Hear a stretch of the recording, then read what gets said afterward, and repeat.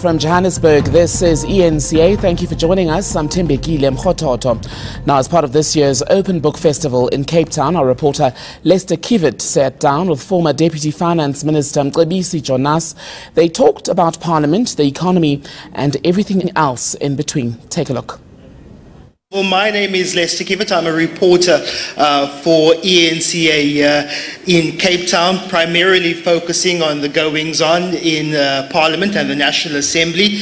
With me in discussion today is a man who needs very little introduction. He's in PPC, Jonas. He is the former Deputy Minister of Finance under Pravin Gordhan until a recent, well-publicized cabinet reshuffle by President Jacob Zuma earlier this year. Is also a finance MEC in the Eastern Cape, and is also a former member of Parliament. We'll jump straight into it, Mr. Jonas. Firstly, many people want to know, what have you been up to for the past few months since being Deputy Minister, since resigning as a Member of Parliament?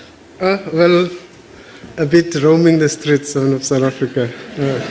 Essentially, well, I've been doing a lot of things. I mean, trying to read, trying to understand better what our problems are, and also trying to engage a whole range of stakeholders. Because I think, if you think about it, one of the weaknesses we have since '94 has been the decline in social engagement between different groups of citizens and classes and races, for that matter. So I think I've been trying to do that just to better understand how people perceive the current South African reality. Social engagement is one of the questions I'm going to be asking you later, but primarily our discussion today is about the state of the nation. But we can't talk about whatever that means. But we can't talk about the state of the nation without talking about the state of the ANC. And how would you categorize the party at the moment? For many, it seems to be in terminal decline, many patterns being related to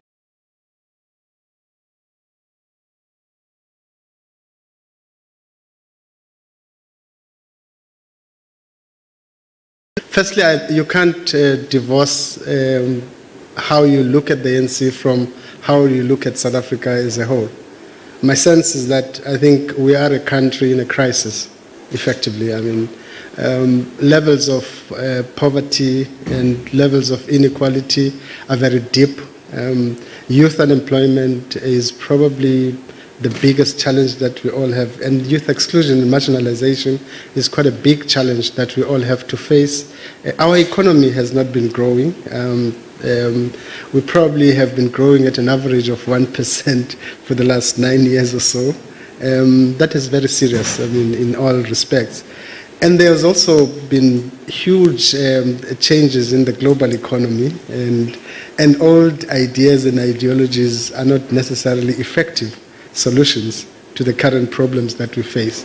So there is generally a crisis globally, with the rise, of course, of populism elsewhere, both left and right-wing populism being on the rise. Is the Trumps and in Holland and different parts of the world, you see the same kind of phenomena. So all of those things, I mean, if you think about it, they boil down to the fact that societies, the poor, the marginalized, the excluded, are asking for new solutions. And that's the problem.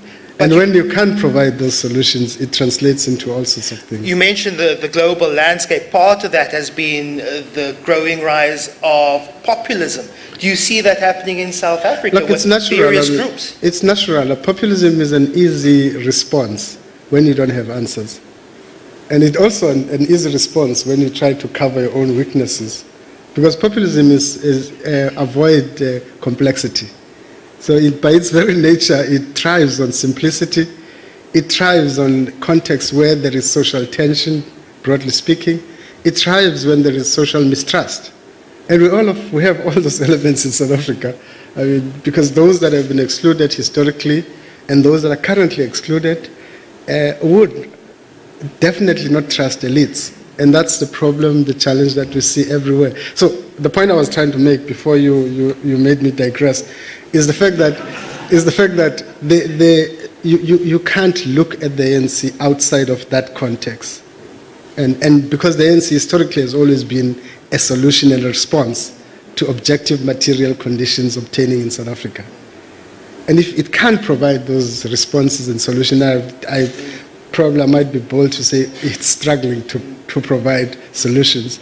There's things that have been done very well. I mean, whether we like it or not, our grant system, social grant system, has worked very well, notwithstanding some of the problems we had recently around that, and will continue to have, which I think at the center of them is state capacity.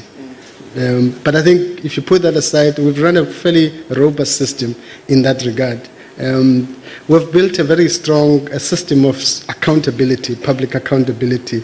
It has its own problems, as it were, but I mean, our judiciary is functioning very well, and we've got a very robust media, so to speak, as it were, and a whole range of those things that show that we are a society with a potential. We still have integrated pretty much well, I mean, despite all the weaknesses, into the global sourcing networks. I mean, post-94, I mean, South Africa came out of isolation. We integrated our economy into global sourcing networks, etc. We've also had major failures. And I would argue one of the major central failures has been the failure to transform the economy. And that's, I think, our problem.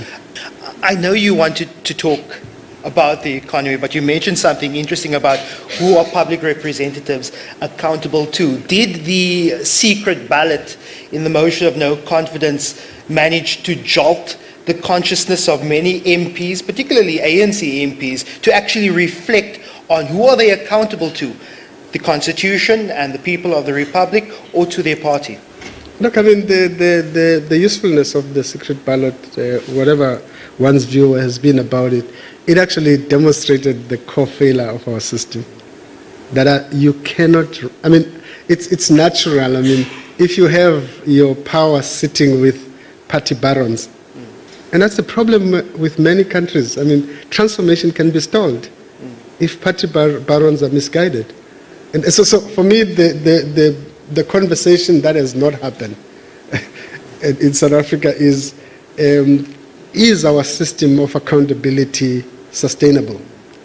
The current system of public accountability. And its vulnerability has been demonstrated many times. I mean, you know, I fear one day that there can be a resolution taken in Parliament and not be implemented for that matter, because the system itself can easily render itself to that situation. I mean, there has been many instances where the Constitution, even courts say, it has not been upheld, and what action has happened. And the system allows that, because ultimately, Jonas is a deployee of a particular political party, accounts to the hierarchy of that political party. And that applies to all political parties, by the way. That's not an ANC thing only. I mean, I've seen other opposition parties themselves cracking the whip on their representatives. You will behave in this particular way. So, and where are the constituencies at that point? And that's, I think, something that all of us need to grab. I mean, the difficulty of a discussion around funding of political parties, for instance, in South Africa, is also another indication. I sometimes think that most political parties would want to have party funding as discreet as possible, you know. And yet, I think, in many societies, and we are beginning to learn in our own, party funding is at the core of corruption and state capture.